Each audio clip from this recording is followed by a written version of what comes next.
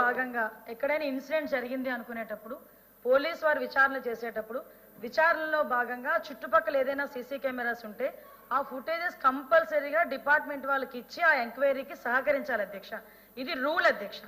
అంతేగాని ఇప్పుడు మా దగ్గర జరిగింది మాకు రక్షణ ఇవ్వండి అని చెప్పి ఆ రోజు వైఎస్ఆర్సీపీ నాయకులందరూ పోలీస్ డిపార్ట్మెంట్ దగ్గరికి వెళ్ళి కంప్లైంట్ ఇచ్చారు. ఆ కంప్లైంట్ మీద మేము ఎంక్వైరీ చేస్తున్నాము, మీ దగ్గర సీసీటీవీ ఉంది కదా దాని ఫుటేజ్ ఇవ్వండి అంటే మేము ఇవ్వము అన్నారు అధ్యక్ష. కొన్ని రోజులు తర్వాతకు వచ్చేసరికి సీసీటీవీ పని చేయట్లేదు అని కూడా చెప్పారు అధ్యక్ష. నేనేమంటానంటే అధ్యక్ష, నిజంగా మీకు న్యాయం కావాలి, నిజంగా మీ నాయకుడికి రక్షణ లేదని మీరు భావిస్తే మేము జరుగుతున్న విచారణలో మీరు భాగస్వాములు అవ్వాలి, దానికి సహకరించాలి.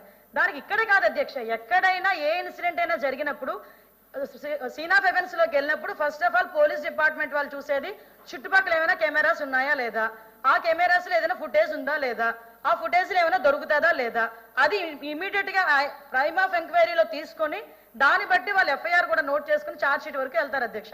ఇది ప్రొసీజర్ అధ్యక్ష. దీని ఏదో డివేట్ చేసి మిమ్మల్ని ఏదో బురద చల్లడానికో మేము చేసే ప్రక్రియ కాదు. దయచేసి మీరు కూడా అర్థం చేసుకోవాలి, మీరు కూడా సహకరించాలి. నిజంగా ఆ రోజు మీరు చాలా మంది వెళ్ళి పోలీస్ కంప్లైంట్ ఇచ్చారు, ఎస్పీ కంప్లైంట్ ఇచ్చారు, ఎస్పీ డైరెక్ట్ గా ఆ రోజు ప్రెస్ మీట్ పెట్టారు. మేము ఎంక్వైరీ చేస్తున్న భాగంగా మీరు సీసీ ఫుటేజెస్ ఇవ్వండి అంటే సీసీ ఫుటేజ్ ఇవ్వలేదు. మేము దానికి ప్రత్యామ్నాయంగా మేము సీసీ ఫుటేజెస్ కూడా పెట్టుకునే పరిస్థితి కూడా వచ్చింది అధ్యక్ష. దానికి వాళ్ళ ప్రైవసీ ఏదో ఇబ్బంది పడింది అన్నట్టుగా వాళ్ళు మా తర్వాత మాట్లాడారు అధ్యక్ష. కాబట్టి ఇది కంపల్సరీగా ఎంక్వైరీలో భాగంగా సీసీ ఫుటేజెస్ ఎవరివైనా విచారణలో భాగంగా పోలీస్ డిపార్ట్మెంట్ అడిగితే ఇచ్చి తీరాల్సిందే. ఇది రూల్ అధ్యక్ష. బాధ్యతగా మాట్లాడతాం. అపోజిషన్ లీడర్ అని 10 సార్లు ఇవ్వడం కాదు, ఇది నా ప్రివిలేజ్. ఇది ఎవరో దయాదాక్షిణ్యం వచ్చిన ఇది కాదు, ఇది మా ప్రివిలేజ్. ఇది చట్టం నాకు ఇచ్చిన అవకాశం. దయచేసి మా మంత్రి గారు అది దృష్టిలో పెట్టుకుని మాట్లాడాలి. 10 సార్లు ఇస్తున్నాం కదా అని ఏదో మీ దయాదాక్షిణ్యం నేను ఇక్కడ మాట్లాడట్లేదు. దయచేసి నేను అడుగుతున్నా ఒకటే అధ్యక్ష, సంబంధి ఏదైతే వారు వచ్చి ఎంక్వైరీ చేశాను అన్నారు, ఫైన్, ప్రభుత్వం ఎంక్వైరీ చేసుకుంది, దాని మీద వచ్చి ఒక సిట్ కూడా వేసింది. ఆ సిట్ కూడా అందరినీ పిలుస్తుంది, అందరి దాకా స్టేట్మెంట్ కట్టించుకోనియండి. కానీ ఏదైతే మీరు అడుగుతుందో ఆ ఇంట్లో చెత్త కాల్చుకున్న ఆ సిసి ఫుటేజ్ ఏమని ఆయన ఇవ్వలేదని అంటే దానికి అర్థం ఏంటి? ఎంక్వైరీ అవుతుంది కదా, దాన్ని సభలో వచ్చి ఆ తాడేపల్లి ప్యాలెస్ అనే ఆ వరుణ్ అని అది కరెక్ట్ కాదు కదా. అది ప్యాలెస్ అందరికీ ఉన్నాయి, తాడేపల్లి ప్యాలెస్ ఉన్నాయి, లేకపోతే హైదరాబాద్ లో వచ్చి ప్యాలెస్ ఉన్నాయి, లేకపోతే మా విజయనగర్ లో మాకు ప్యాలెస్ ఉంది, మీకు మీ ఊర్లో మీకు ప్యాలెస్ ఉంది, అందరికీ ప్యాలెస్ ఉన్నాయి. అది కాదు కదా. అది మనం మాట్లాడుకున్నప్పుడు ఒకసారి పద్ధతిలో మాట్లాడుకోవాలి. చట్టం దాన్ని చేసుకెళ్ళిపోద్ది. చట్టాన్ని ఎవరు వ్యతిరేకించలేము. దయచేసి నేను ఆ విషయం గురించి మాట్లాడాను తప్ప 10 సార్లు అవకాశం వచ్చింది లేచిపోయి 10 సార్లు పోయితేది నేను దాని గురించి మాట్లాడలేదు అధ్యక్ష. దయచేసి మంత్రి గారు మళ్ళీ దీన్ని పొడిగించొద్దు. నేను నా రిక్వెస్ట్ వచ్చి నేనే మాట్లాడింది, మరి మీరేంటి మాట కదా, మీరు మాట్లాడిందే కదా, నేనేమే మిమ్మల్ని కించపరిచానా? మాట్లాడారు మీరు నన్ను కించపరిచి నేనేమి ఎవరిని కించపరిచి మాట్లాడలేదు. నేను ఎవరిని కూడా వ్యక్తిగతంగా కించపరిచి మాట్లాడలేదు. ఏ వ్యక్తిత్వాలకు చులకం చేసి మాట్లాడలేదు, ఏ వ్యక్తుల్ని చులకం చేసి మాట్లాడలేదు సభలో.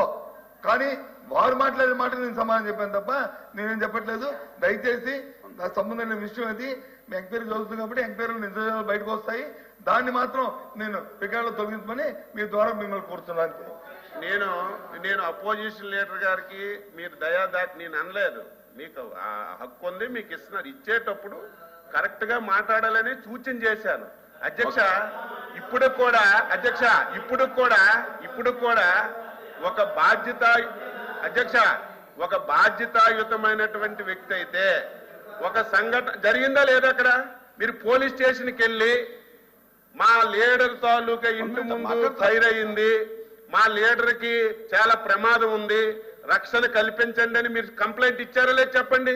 మీరు కంప్లైంట్ ఇచ్చేటప్పుడు మా డిపార్ట్మెంట్ ఎంక్వైరీ చేసేటప్పుడు మీకు రిటర్న్ గా అడిగేటప్పుడు బాధ్యత కలిగిన వ్యక్తి అయితే పోనీ మీ దగ్గర కెమెరా లేకపోతే పర్లేదు, రికార్డ్ అవ్వకపోతే పర్లేదు, మీ దగ్గర కెమెరాల్లో రికార్డ్ అయింది, మీ దగ్గర ఉన్న సమాచారం కూడా మాకు ఇవ్వండి, మేము ఎవరు తప్పు చేశారో పట్టుకుంటామంటే ఇవ్వకుండా ఈరోజు ఎవరికైనా అనుమానం రాదా అధ్యక్ష? అనుమానం రాదా?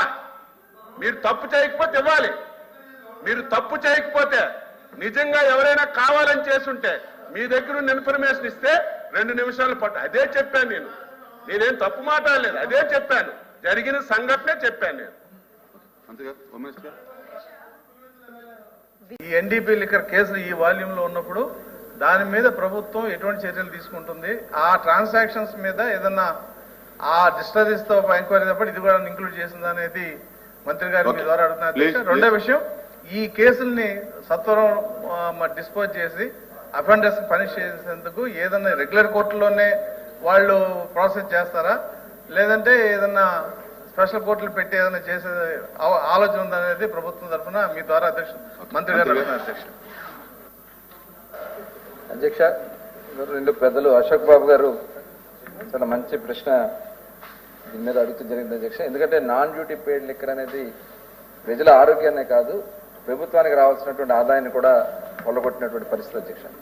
ఎందుకంటే ట్యాక్సెస్ రూపేణా మన ప్రభుత్వానికి ప్రజలకు అందాల్సినటువంటి డబ్బుల్ని కొంతమంది దళారులు గత ప్రభుత్వ సమయంలో కానీ కొన్ని చోట్ల జరిగినటువంటి సందర్భాలు ఉన్నాయి అధ్యక్ష. ప్రధానంగా వాళ్ళు ఆ రకంగా షిఫ్ట్ కారణం కూడా లాస్ట్ టైం ఒక ప్రశ్న సమాధానం చెప్పడం జరిగింది అధ్యక్ష. ప్రధానంగా ఏంటంటే ఆనాడు ఉన్నటువంటి పాలసీ వల్ల, ఆ మద్యం విధానం వల్ల ప్రభుత్వ దుకాణాల్లోనేమో ప్రభుత్వ షాపులు పెట్టారు అధ్యక్ష, ప్రభుత్వ దుకాణాల్లోనేమో ఇటువంటి బ్రాండ్స్ కూడా లేనటువంటి పరిస్థితి. వాళ్ళు సొంత బ్రాండ్స్ ని తయారు చేసుకుని వాటిని అవైలబుల్ చేయటం వల్ల ప్రజలకి ఈ నాన్ డ్యూటీ పెయిడ్ లిక్కర్ తెచ్చుకునే దానికోసం, అలాగే ఆనాడు పెంచినటువంటి రేట్లు 150% రేట్లు పెంచేశారు అధ్యక్ష. వాటి వల్ల ప్రజలందరూ కూడా మరి పక్క రాష్ట్రాల నుంచి తెచ్చుకుని తక్కువ రేటుకి తెచ్చుకుని రాష్ట్రానికి రావాల్సిన ఆదాయం పోయింది అధ్యక్ష. బార్డర్ డిస్ట్రిక్ట్స్ లో మనం చూసుకున్నట్టు అధ్యక్ష, దాదాపు మనకి చాలా ప్రాంతాల్లో మనకి ఈ నాన్ డ్యూటీ పెయిడ్ లిక్కర్ విచ్చలవిడిగా వచ్చేసింది అధ్యక్ష. ఆ రోజున ఆనాడు సత్యసాయి జిల్లాలో 68%, అంటే ఇప్పుడు మనం తీసుకున్నటువంటి కొత్త పాలసీ వల్ల 68% ఇంక్రీజ్ అయింది అధ్యక్ష. అట్లాగే చిత్తూరు జిల్లాలో 57%, అల్లూరు జిల్లాలో 54%, అనంతపురంలో 58%, శ్రీకాకుళం జిల్లాలో 16% అమ్మకాలు పెరిగినాయి అధ్యక్ష. కేవలం ఆనాడు ఆ ప్రభుత్వం తీసుకున్నటువంటి విధానాల వల్ల వాళ్ళు నష్టపోయారు.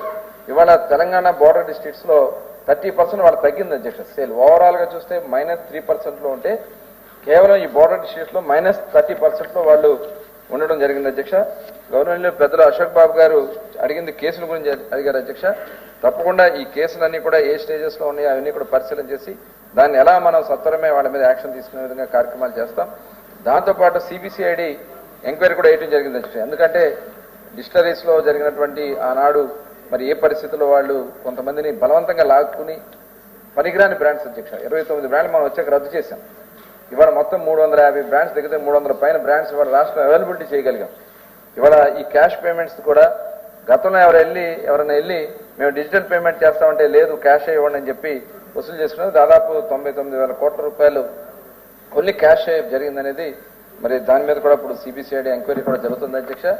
అదే కాకుండా మొన్న ఒక సిట్ కూడా ఏర్పాటు చేయడం జరిగింది అధ్యక్ష. ఈ సిట్ ద్వారా మధ్యలో జరిగినటువంటి ఏదైతే కేసు కింద అని చెప్పి కలెక్ట్ చేశారనేది కొంత ఇన్ఫర్మేషన్ కొంత తెలియటం వల్ల సిట్ వేసిన జరిగింది అధ్యక్ష. సిట్ వేసిన సాయంత్రానికి తాడేపల్లి ప్యాలెస్ లో మొత్తం తగలబెట్టేశారు అధ్యక్ష. ఫైల్స్ అన్ని కూడా తగలబెట్టేశారు అధ్యక్ష. అంటే ఇందులో ఎంతమంది ఇన్వాల్వ్ అయ్యన్నారు, ఎంత పెద్దలు ఇన్వాల్వ్ అయ్యారన్నారు దానికి ఇదే ఒక నిదర్శనం అధ్యక్ష. ఎట్టి పరిస్థితుల్లో కూడా ప్రభుత్వం చాలా సీరియస్ గా ఉంది. మైను, శాండ్, ల్యాండ్ ఇలాంటి ఏదైతే ప్రధానమైనటువంటి గత ప్రభుత్వంలో ఏదైతే దోపిడీ చేశారో అవన్నీ కూడా ఉన్నాయి అధ్యక్ష. ఖచ్చితంగా ఈ ఎన్డీపీఎల్కి సంబంధించి రాష్ట్రం ప్రజలు కూడా నష్టపోయారు, ఆరోగ్యం నష్టపోయారు. ఇవాళ దాని మీద సీరియస్ గా మేము సిబిసిఐడి ఎంక్వైరీ చేస్తున్నాం. వాళ్ళని ఎవరైనా సరే ఎంతటి వాళ్ళైనా సరే చర్యలు తీసుకోవడం జరుగుతుంది అధ్యక్ష.